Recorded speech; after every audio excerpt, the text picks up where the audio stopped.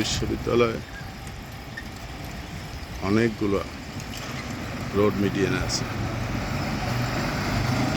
এই রোড মিডিয়ানটি শুরু হয়েছে টিএসসি এবং রোকেয়া হলের স্থান থেকে, যেটি শেষ হয়েছে নীলক্ষেতে। এই রোড মিডিয়ানই আছে নানা ধরনের শোভাবর্ধনকারী গাছ। সবুজ পাতার ফাঁকে কাগজের ফুল, বাগান বিলাস।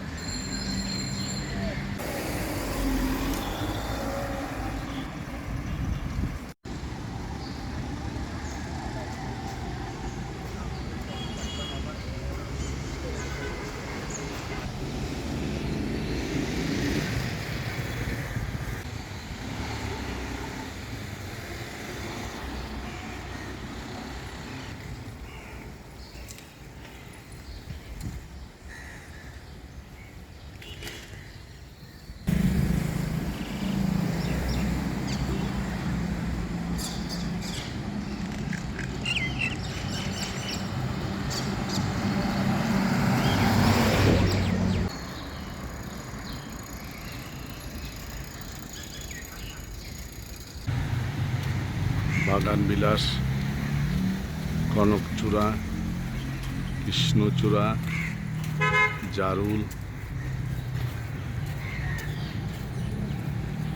বিভিন্ন রঙের ফুল ঢাকা বিশ্ববিদ্যালয়।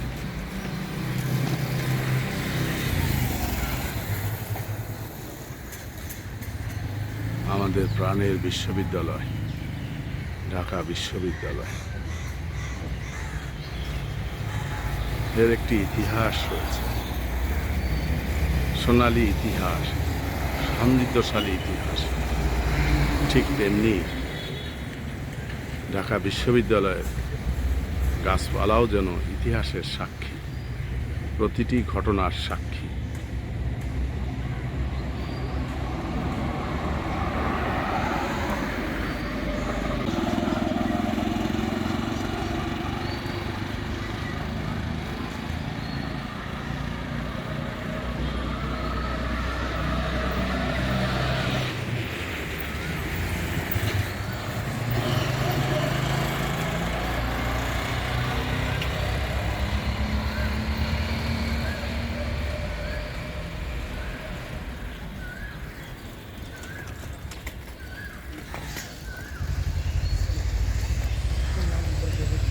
শতবর্ষের ছাতা, সবুজ ছাতা, কি নামে ডাকি তোমায়?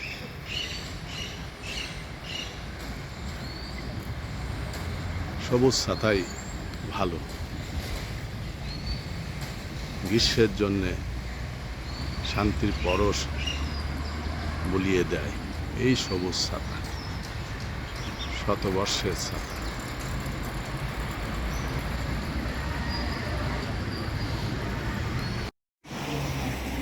স্মৃতি চিরন্তন।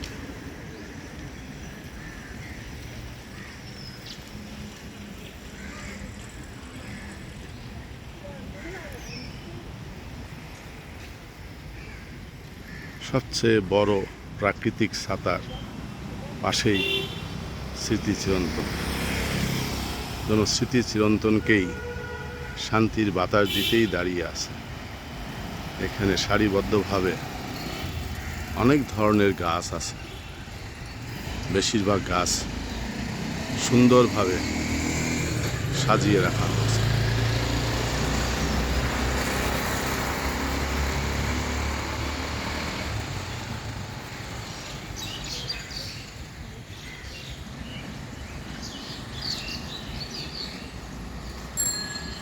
এখানে আছে বকুল, এখানে আছে কাঠবাদাম।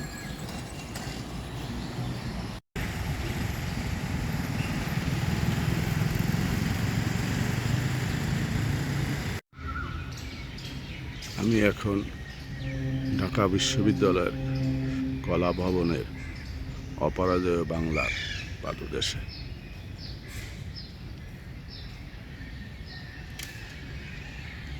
এখানেই দেখা যাচ্ছে কৃষ্ণচূড়া যেন গতকালে বৃষ্টির পর নতুন সাজে সেজেছে, টকটকে লাল শাড়ি পরে সেজেছে। একটু দূরেই তাকালে দেখা যাবে কনকচূড়া, মাথায় যেন সোনার মুকুট পরা কনকচূড়া।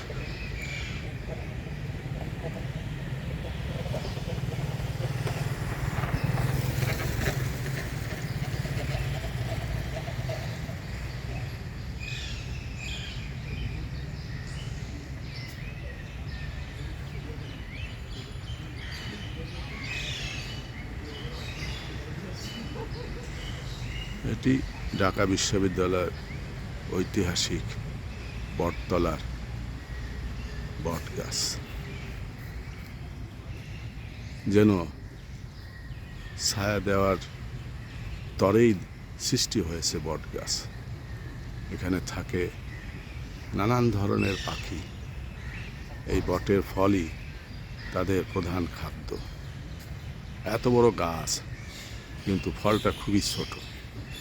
এ কারণেই মানুষ বটতলার নিচে স্বস্তিতে বসতে পারে, যেখানে কোনো ঝুঁকি থাকে না। ছায়া সুশীতল বাতাস পায়, নিরাপদ একটি ছাতার নিচে এই তপ্ত গ্রীষ্মে শান্তির পরশ পায়।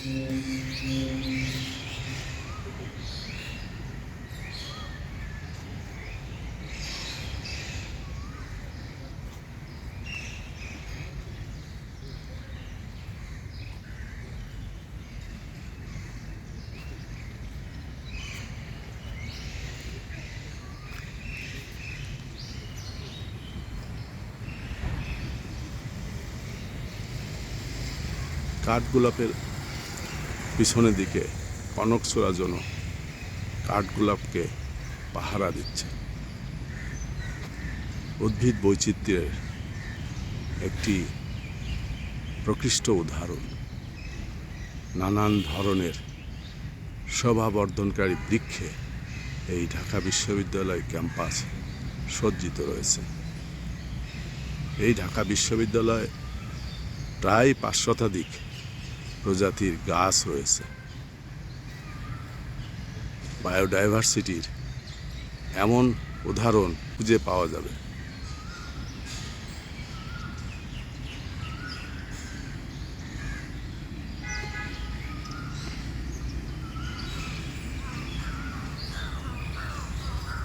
হলুদ ঘণ্টা, আমরা অনেক সময় এটিকে করবী বলি, অনেকে কলকে ফুল বলে। ছোটবেলায় এটিকেই আমরা করবী বলে জেনেছি। থিভেসিয়া পেরুভিয়ানা।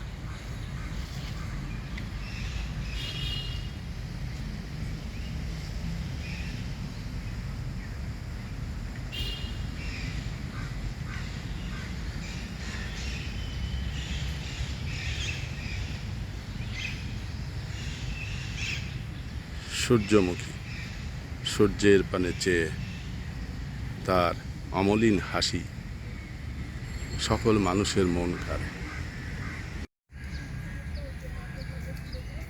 কলা ভবনের পশ্চিম পাশে সুশোভিত কৃষ্ণচূড়া, লাল টকটকে কৃষ্ণচূড়া।